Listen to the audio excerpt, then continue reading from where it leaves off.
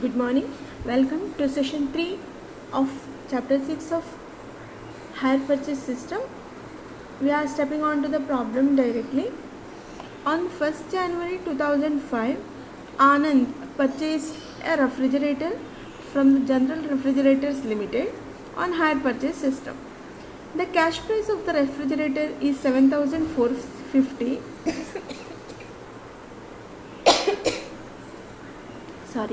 The payment is made as follows: rupees 2000 on signing the agreement and rupees 2000 annually for 3 years. You are required to calculate the interest for each installment. According to the information provided in the problem, hire purchaser is purchasing a refrigerator from the hire seller, from General Refrigerators. So General Refrigerators is hire seller. Cash price of the refrigerator means exclusive of interest. The actual price is 7,450. Payment is made as follows. So hire purchaser pays 2,000 on signing the agreement. 2,000 rupees is down payment. So 7,450 minus 2,000 ಈಗ 5,450 ರುಪೀಸನ್ನು pay ಮಾಡಬೇಕಿನ್ನು. Okay, so 7,450 ರೆಫ್ರಿಜರೇಟರನ್ನು purchase ಮಾಡುವಾಗ ನೀವು picturise ಮಾಡ್ತಾ ಬನ್ನಿ, ನಾನು explain ಮಾಡ್ತಾ ಬಂದ ಹಾಗೆಯೇ 2,000 rupees immediate ನೀವು ಪೇಮೆಂಟನ್ನು ಮಾಡ್ತೀರಿ ಒಂದು ರೆಫ್ರಿಜರೇಟರ್ಗೆ. ಸೊ ಇನ್ನು ನೀವು ಕೊಡಬೇಕಾದಂಥದ್ದು 5,450. ಓಕೆ, ಸೊ ಈ 5,450ಯನ್ನು ಆ್ಯಂಡ್ 2,000 ಆ್ಯನ್ಯುವಲಿ ಫಾರ್ 3 ಇಯರ್ಸ್, ಪ್ರತಿ ವರ್ಷವೂ 2,000 ಹಾಗೆ 3 ವರ್ಷ ಕೊಡ್ತೀರಿ. ಸೊ 5,450 ಕೊಟ್ಟರೆ ಸಾಕಿನ್ನು ನೀವು. ಬಟ್ ಈಗ 2,000ನಾಗೆ 3 ಇಯರ್ಸ್ ಕೊಡ್ತೀರಿ ಅಂತ ಹೇಳಿದರೆ 2,000 into 3 6,000. 5,450 you need to pay, but actually you are paying 6,000 ಅಂತಂದರೆ ಅದರಲ್ಲಿ ಏನು ಸೇರಿದೆ? Why the amount is hiked? Due to interest. Okay, due to the prevalence of interest. So interest ಇರೋದ್ರಿಂದ, ಅಂದರೆ ಇನ್ಸ್ಟಾಲ್ಮೆಂಟಲ್ಲಿ ಇಂಟ್ರೆಸ್ಟ್ ಸೇರಿ ಹೋಗಿದ್ರೆ ಇನ್ಸ್ಟಾಲ್ಮೆಂಟ್ ಹೈರ್ ಪರ್ಚೇಸ್ ಪ್ರೈಸ್. ಇಂಟ್ರೆಸ್ಟಲ್ಲಿ ಈಗ ಲಾಸ್ಟ್ ಪ್ರಿವಿಯಸ್ ಪ್ರಾಬ್ಲಮಲ್ಲಿ ನಾವು ಡಿಸ್ಕಸ್ ಮಾಡಿದ್ರಲ್ಲಿ 2,000 ಈಚ್ ಇದರಲ್ಲಿ ಏನಿರಲಿಲ್ಲ, ಇಂಟ್ರೆಸ್ಟ್ ಇನ್ಕ್ಲೂಡ್ ಆಗಿ ಇರಲಿಲ್ಲ. ಓಕೆ, ಅದು ಕ್ಯಾಶ್ ಪ್ರೈಸನ್ನೇ ಉಳಿದಂತಹ ಬ್ಯಾಲೆನ್ಸನ್ನು ನಾವು ಇನ್ನು 3 ಈಕ್ವಲ್ ಇನ್ಸ್ಟಾಲ್ಮೆಂಟ್ಸಲ್ಲಿ ಪೇ ಮಾಡ್ತೇವೆ. Installment amount if not stated in the problem. ಈಗ ಫಾರ್ ಎಕ್ಸಾಂಪಲ್ ಇದರಲ್ಲೀಗ instead of 2,000 annually for 3 years ಅಂತ ಕೊಡುವ ಬದಲು balance in 3 equal annual installments ಅಂತ ಕೊಟ್ಟರೆ ನೀವೇನು ಮಾಡಬೇಕು? ಇಂಟ್ರೆಸ್ಟ್ ಬಗ್ಗೆ ಹೇಳಲಿಲ್ಲ ಅಂತ ಇಟ್ಕೊಳ್ಳಿ. ಬ್ಯಾಲೆನ್ಸ್ ಅಂತಂದರೆ 7,450 ಮೈನಸ್ 2,000, 5,450 ಡಿವೈಡೆಡ್ ಬೈ 3 ಮಾಡಿ 3 ಆ್ಯನ್ಯುವಲ್ ಇನ್ಸ್ಟಾಲ್ಮೆಂಟ್ಸ್. ಅದರಲ್ಲಿ ಇಂಟ್ರೆಸ್ಟ್ ಸೇರಿ ಹೋಗಿರೋದಿಲ್ಲ. ಸೊ ಇಲ್ಲಿಗ ಇಂಡೈರೆಕ್ಟ್ ಅಲ್ಲಿ ಉಳಿದಂತಹ ಪ್ರಾಬ್ಲಮ್ಗಳಲ್ಲಿ ಪರ್ಸೆಂಟೇಜ್ ಆಫ್ ಇಂಟ್ರೆಸ್ಟ್ ಇಸ್ 5%, 10% ಅಂತ ಹೇಳ್ತಿದ್ರು. ಬಟ್ ಇಲ್ಲಿ ಹಾಗಲ್ಲ, ಇಲ್ಲಿ ಇನ್ಸ್ಟಾಲ್ಮೆಂಟಲ್ಲಿ ಇಂಟ್ರೆಸ್ಟನ್ನು ಸೇರಿಸಿಕೊಂಡು ಕೊಟ್ಟಿದ್ದಾರೆ. Okay, so you are required to calculate the interest for each installment. So we shall move on to the problem now. Calculation of total interest for all the installments. Let's see. Total hire purchase price of the refrigerator is 8,000. ಯಾಕೆ ಕೇಳಿದರೆ 2,000 each for 3 years 6,000 plus 2,000 down payment 8,000 rupees is a total actual price. Less cash price of the refrigerator. Okay, this is higher purchase price. 8,000 is the higher purchase price. ನೀವು ಕೊಡುವಂತಹ amount ಅಂದರೆ actual price ಅಲ್ಲ, ಬದಲಾಗಿ 2,000 3 ವರ್ಷದ ಕೊಡ್ತೀನಿ, plus 2,000 initial ಪೇಮೆಂಟನ್ನು ಮಾಡಿದ್ದೀರಿ. ಸೊ 8,000 rupees is the higher purchase price. Less cash price ಅಂದರೆ 550 total interest for all 3 installments. 550 ನಿಮ್ಮ ಇಂಟ್ರೆಸ್ಟ್. ಇನ್ನು ಪ್ರತಿ ವರ್ಷಕ್ಕೆ ಎಷ್ಟು ಇಂಟ್ರೆಸ್ಟ್ ಬೀಳ್ತದೆ ನೋಡಿ, 550ಯನ್ನು ಹಂಚಿ ಹಾಕಿ. Calculation of higher purchase price outstanding at the beginning of each instalment.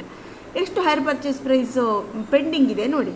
ಫಸ್ಟಿಗೆ total higher purchase price payable is 8,000 less down payment made. So at the beginning of first year ನೀವು 6,000 ರೂಪಾಯಿ ಅಂದರೆ 7,450 ಕ್ಯಾಶ್ ಪ್ರೈಸಲ್ಲಿ ಎಷ್ಟು ಪೆಂಡಿಂಗ್ ಇದೆ first at the beginning of first installment 6,000 is pending.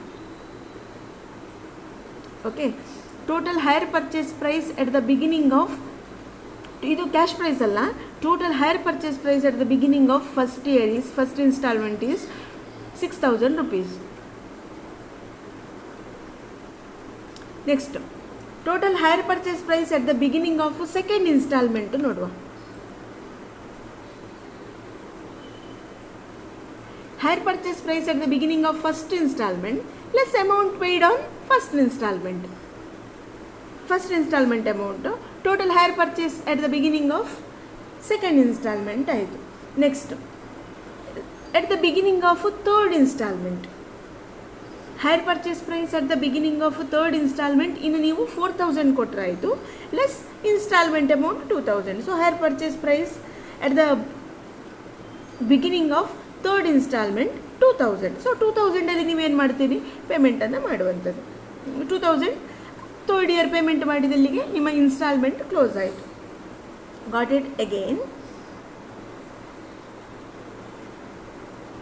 First total ಇಂಟ್ರೆಸ್ಟನ್ನು calculate ಮಾಡಿ. Next amount at the beginning of each ಇಯರನ್ನು ನೋಡಿ. ಫಸ್ಟ್ ಇಯರಲ್ಲಿ ಡ್ಯೂ ಅಮೌಂಟ್ ಇರುವಂಥದ್ದು 8,000 ಹೈಯರ್ ಪರ್ಚೇಸ್ ಪ್ರೈಸಲ್ಲಿ 2,000 ಡೌನ್ ಪೇಮೆಂಟ್ ಆದರೆ 6,000 ಡ್ಯೂ ಇರುವಂಥದ್ದು. ಫಸ್ಟ್ ಇಯರ್ 2,000 ಕೊಟ್ಟಲ್ಲಿಗೆ ಸೆಕೆಂಡ್ ಇಯರಿಗೆ 4,000 ಡ್ಯೂ ಇರುವಂಥದ್ದು. ಸೆಕೆಂಡ್ ಇಯರಲ್ಲಿ 2,000 ಕೊಟ್ಟಲ್ಲಿಗೆ ಥರ್ಡ್ ಇಯರಿಗೆ 2,000 ಡ್ಯೂ ಇರುವಂಥದ್ದು. ಆ 2,000ಅನ್ನು ಪೇಮೆಂಟ್ ಮಾಡಿಬಿಡಿ. Next we shall come to interest part. See it's given here the total interest for all installments is 550. It is divided among the 3 installments in the ratio of higher purchase price. See, problem alli higher purchase price hege bantu, percentage of interest they supposed to give. Okay, so percentage of interest anna avaru problem alli kodlebeku. ಒಂದು ವೇಳೆ ಕೊಡಲಿಲ್ಲ, if percentage of interest is not given in the problem, in the ratio of higher purchase price you are going to distribute the interest. So ನಿಮಗೆ ಇಲ್ಲಿಗ total interest amount ಇದೆ, ಅದನ್ನು 3 ವರ್ಷಕ್ಕೆ distribute ಮಾಡಿ ಹಾಕಿ. ಈಗ higher purchase price ಎಷ್ಟಾಗ್ತದೆ, total 8,000 ಆಗ್ತದೆ. ಹೇಗೆ, 2,000 into 3 instalments 6,000 plus 2,000 down payment, so 8,000 ಆಗ್ತದೆ. ಸಿ 8,000ಅಲ್ಲಿ 8,000 ಈಗ ಇವತ್ತಿದೆ. ಫಸ್ಟ್ ಇಯರ್ನ ಬಿಗಿನಿಂಗಿಗೆ ಔಟ್ಸ್ಟ್ಯಾಂಡಿಂಗ್ ನಿಮ್ಮದು 8,000 ಇದೆ. 8,000ಅಲ್ಲಿ 2,000 ಡೌನ್ ಪೇಮೆಂಟನ್ನು ತೆಗೀರಿ. ಓಕೆ, ಇನ್ನು ನೀವು ಹೈಯರ್ ಪರ್ಚೇಸ್ ಪ್ರೈಸಲ್ಲಿ ಎಷ್ಟು ಕೊಡಬೇಕು, 6,000. ಸೊ ಫಸ್ಟ್ ಇಯರಿಗೆ ನಿಂತ್ಕೊಂಡು ಆಲೋಚನೆ ಮಾಡಿ, 6,000 ರೂಪೀಸ್ ನಾನು ಕೊಡಬೇಕು. ಫಸ್ಟ್ ಇಯರ್ 2,000ಅನ್ನು ಕೊಡ್ತೀರಿ. ಇನ್ನು ಸೆಕೆಂಡ್ ಇಯರ್ ಬಿಗಿನಿಂಗಿಗೆ ಎಷ್ಟಾಯಿತು, ಫಸ್ಟ್ ಇಯರ್ ಎಂಡಿಗೆ ಅಂದರೆ ಸೆಕೆಂಡ್ ಇಯರ್ ಬಿಗಿನಿಂಗಿಗೆ 4,000 ರೂಪೀಸ್ ಔಟ್ಸ್ಟ್ಯಾಂಡಿಂಗ್ ಇದೆ. 4,000ಅಲ್ಲಿ 2,000ಅನ್ನು ಒನ್ಸ್ ಅಗೇನ್ ಸೆಕೆಂಡ್ ಇಯರಲ್ಲಿ ಕೊಡ್ತೀರಿ ಇನ್ಸ್ಟಾಲ್ಮೆಂಟು. ಥರ್ಡ್ ಇಯರ್ ಬಿಗಿನಿಂಗಿಗೆ ಎಷ್ಟು ಔಟ್ಸ್ಟ್ಯಾಂಡಿಂಗ್ ಇದೆ, 2,000 ರೂಪೀಸ್ ಔಟ್ಸ್ಟ್ಯಾಂಡಿಂಗ್ ಇದೆ.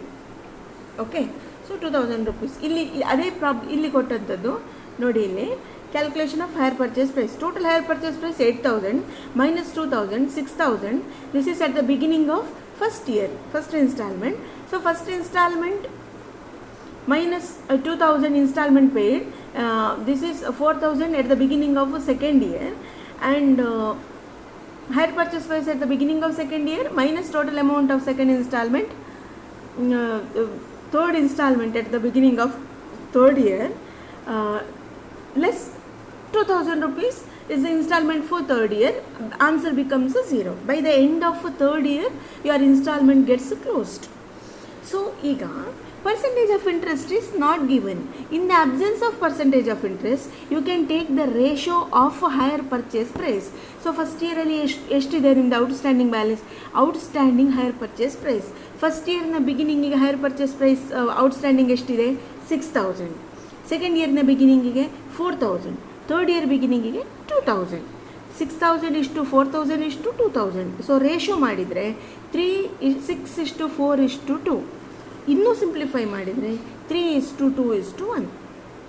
ಓಕೆ, ಸೊ 3/6 2/6 1/6 ಮಾಡಿ ಟೋಟಲ್ ಇಂಟ್ರೆಸ್ಟನ್ನು ಈ ಥರ ಡಿವೈಡ್ ಮಾಡಿ ಹಾಕಿ. It becomes 272.50 and 181.67 and 545 into 1/6 is equal to 90.83.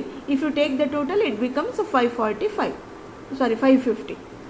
Okay, so this is the apportionment of This is the apportionment of interest when percentage is not given in the problem. See, this is the method when the total cash price and each installment amount are given but a rate of interest is not given. Okay, so this is the case. This is the third problem you are solving now, and this is the case where cash price will be there, hire purchase price will be there, installment amount is given in the problem, and percentage of interest is not given in the problem. If so, ಪ್ರಾಬ್ಲಮಲ್ಲಿ cash price ಕೊಟ್ಟಿದ್ದಾರೆ, installment ಅಮೌಂಟನ್ನು ಕೊಟ್ಟಿದ್ದಾರೆ ಅಂತಂದರೆ percentage of interest ಕೊಡದೇ ಇದ್ದರೆ ಇಂಟ್ರೆಸ್ಟನ್ನು calculate ಮಾಡಲಿಕ್ಕೆ ಈ ಮೆಥಡನ್ನು use ಮಾಡಬೇಕು. ಸೊ ನಾನು ಹೇಳಿದಂತಹ, ನಾವು ಡಿಸ್ಕಸ್ ಮಾಡುವಂತಹ ಈ 4 ಮೆಥಡ್ಗಳಲ್ಲಿ ಅವರು ಸ್ಪೆಸಿಫಿಕ್ ಆಗಿ ಫಾಲೋ ಥರ್ಡ್ ಮೆಥಡ್ ಅಂತೇಳಿ ಕೇಳೋದಿಲ್ಲ. ಬದಲಾಗಿ ಕೊಟ್ಟ ಇನ್ಫಾರ್ಮೇಷನ್ ಏನು ನೋಡಿಕೊಂಡು ನೀವು ಪ್ರಾಬ್ಲಮನ್ನು ಸಾಲ್ವ್ ಮಾಡಬೇಕು. ಇನ್ಫಾರ್ಮೇಷನ್, ಈಗ ಫಾರ್ ಎಕ್ಸಾಂಪಲ್ ನಿಮಗೆ ಎಕ್ಸಾಮಲ್ಲಿ ಕೊಡುವಂತಹ ಪ್ರಾಬ್ಲಮಲ್ಲಿ ಕ್ಯಾಶ್ ಪ್ರೈಸ್ ಕೊಟ್ಟಿರ್ತಾರೆ, ಇನ್ಸ್ಟಾಲ್ಮೆಂಟ್ ಅಮೌಂಟ್ ಕೊಟ್ಟಿರ್ತಾರೆ. ಇನ್ಸ್ಟಾಲ್ಮೆಂಟ್ ಅಮೌಂಟ್ ಮೀನ್ಸ್ ಅಲ್ಲಿ ವಿತ್ ಇಂಟ್ರೆಸ್ಟ್ ಕೊಟ್ಟಿರ್ತಾರೆ, ಆ್ಯಂಡ್ ಅದನ್ನು ನೀವು ಟೋಟಲ್ ಮಾಡಿ ನೋಡ್ಕೋಬೇಕು. If it is equal to cash price then the installment amount is exclusive of interest ಅಂತೇಳಿ ಹೇಳ್ಬೋದು. If it will be the total of all installments plus down payment if more than the cash price, then we can say that interest is included in each installment. So ಈ ಥರ ಪ್ರಾಬ್ಲಮಲ್ಲಿ cash price ಕೊಟ್ಟಿದ್ದಾರೆ, installment amount ಕೊಟ್ಟಿದ್ದಾರೆ, percentage of interest is if not given ಅಂತಂದರೆ ಈ ಮೆಥಡ್ನ ಮೂಲಕ ನೀವೇನು ಮಾಡಬೇಕು, amount due at the beginning of each year ಮೂಲಕ ರೇಷೋ ಕ್ಯಾಲ್ಕುಲೇಟ್ ಮಾಡಿ ಫಸ್ಟ್ ಟೋಟಲ್ ಇಂಟ್ರೆಸ್ಟ್ ಕ್ಯಾಲ್ಕುಲೇಟ್ ಮಾಡಿ ಟೋಟಲ್ ಇಂಟ್ರೆಸ್ಟನ್ನು ರೇಷೋದಲ್ಲಿ ಡಿವೈಡ್ ಮಾಡಿ ಹಾಕಬೇಕು. This method you have to follow. Hope you understood. I am moving on to the next problem.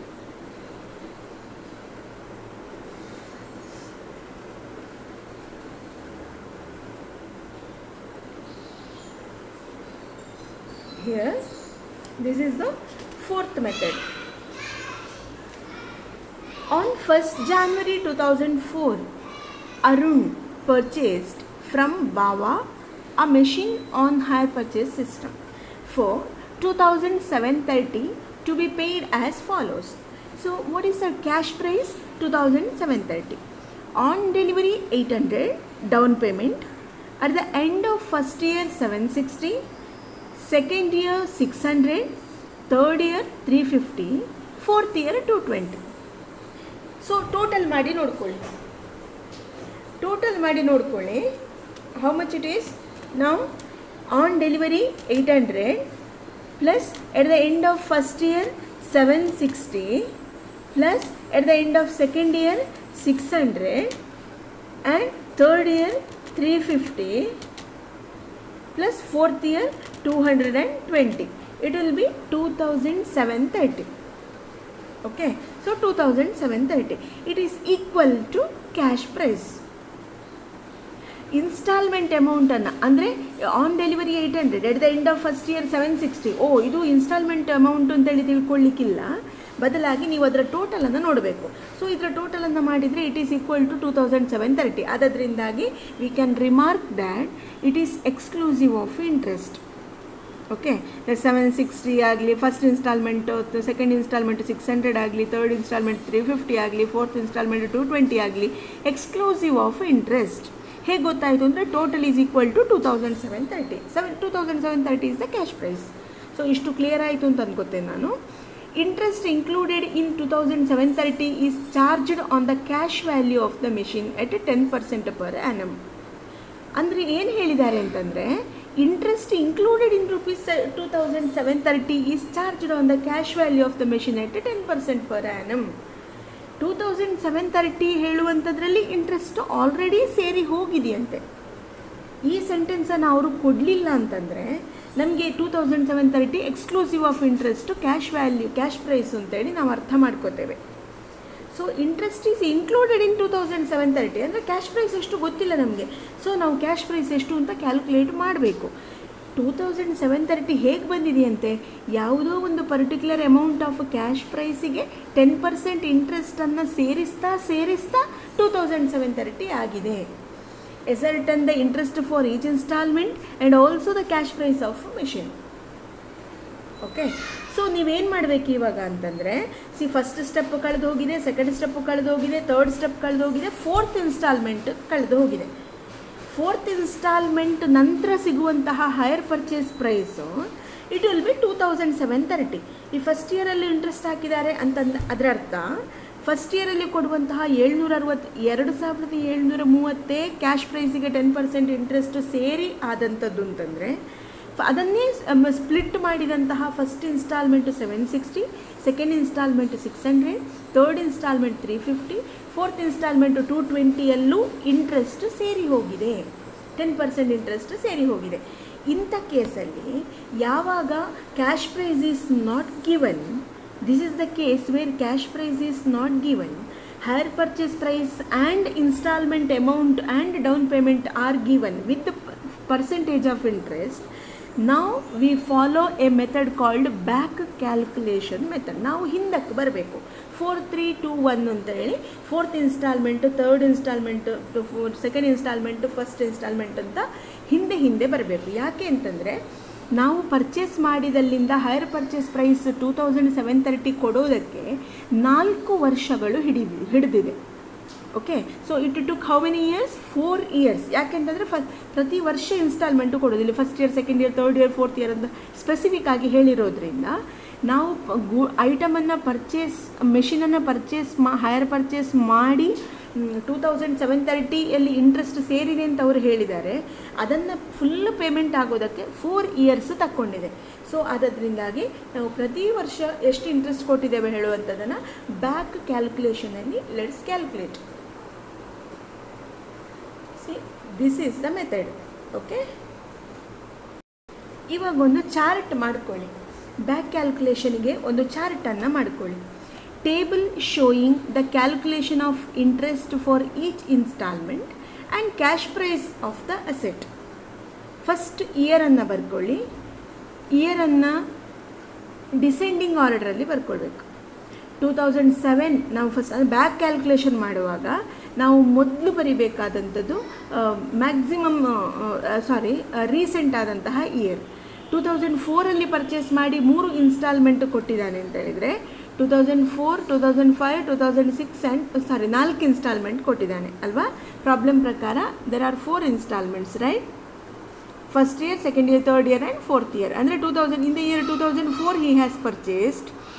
Okay, so 4, 5, 6 and 7, 4 years we need to take. 2007, 2006, 2005, 2004.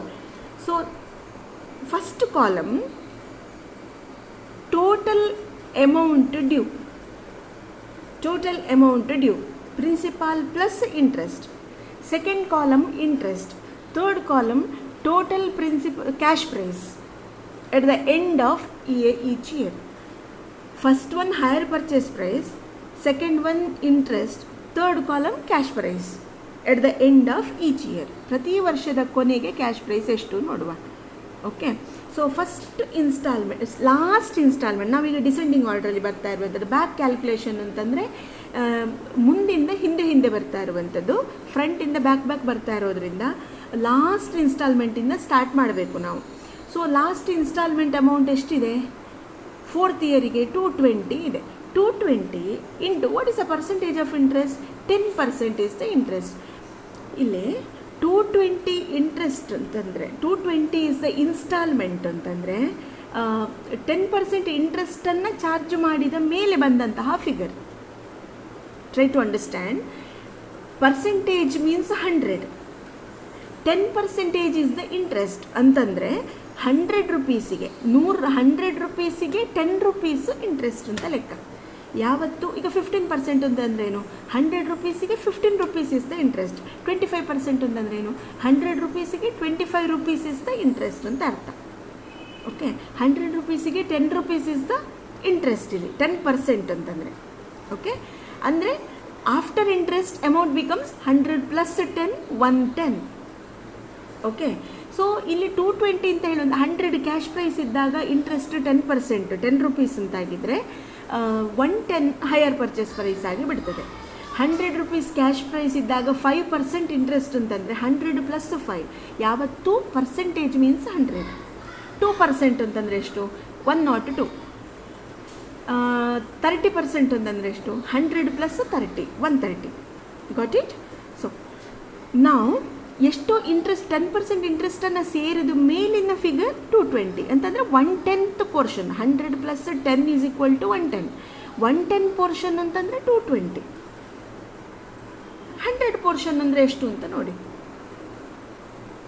220 into 10/110. If interest is included, okay, if interest is 10 ಅಲ್ವಾ? 110 means 220. 10 means how much ನೋಡಿ. 10 means 20 ಅಥವಾ 100 means how much ನೋಡಿದರೆ ಡೈರೆಕ್ಟಾಗಿ cash prize ಸಿಕ್ಕಿಬಿಡ್ತದೆ ನಿಮಗೆ. Got it? So 220 is the total hire purchase price of last installment, and if interest is included, this is the formula 10/110. Okay, ಅಥವಾ ಇನ್ನು ನಿಮ್ಮ ಆಡು ಭಾಷೆಯಲ್ಲಿ ಹೇಳಬೇಕು ಅಂತಂದರೆ 1/10 portion means 220, with interest portion is 220.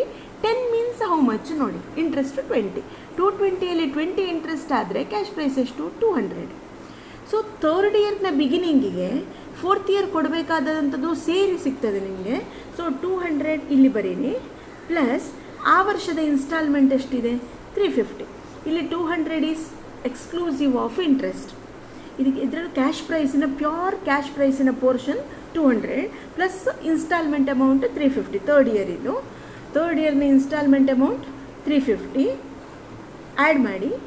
Again 10/110. 550 means inclusive of interest is equal to 50 rupees is the interest. 550 minus 50, 500 is the cash price.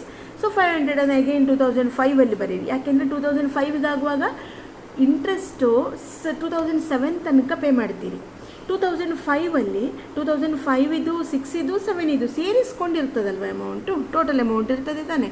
So ಅದರಿಂದಾಗಿ 500 plus 600 rupees. 600 is the second year installment. Okay, 1100 into 10%, 100. 1100 minus 100, 1000 is the cash price portion. Again 1000 plus 760 is the first installment, first year. 1760 into 10/110, 160 is the interest. 1760 minus 160 is equal to 1600. ಅಲ್ಲಿಗೆ ನಿಮಗೆ direct 110 is equal to 1760. 100 means how much ಅಂತ ಕೇಳಿದರೂ ಕೂಡ 100/110 ಮಾಡಿದರೆ 1600 ಡೈರೆಕ್ಟಾಗಿ ಸಿಗ್ತದೆ. So ಇಲ್ಲಿ ನೋಡಿ 1600 rupees ನಿಮ್ಮದು ಕ್ಯಾಶ್ ಪ್ರೈಸ್ ಇತ್ತು. ಅದನ್ನು ಇಂಟ್ರೆಸ್ಟಲ್ಲಿ ಪೇ ಮಾಡ್ತಾ 220 rupees ಇನ್ಸ್ಟಾಲ್ಮೆಂಟ್ ತನಕ ಬಂದ್ರಿ.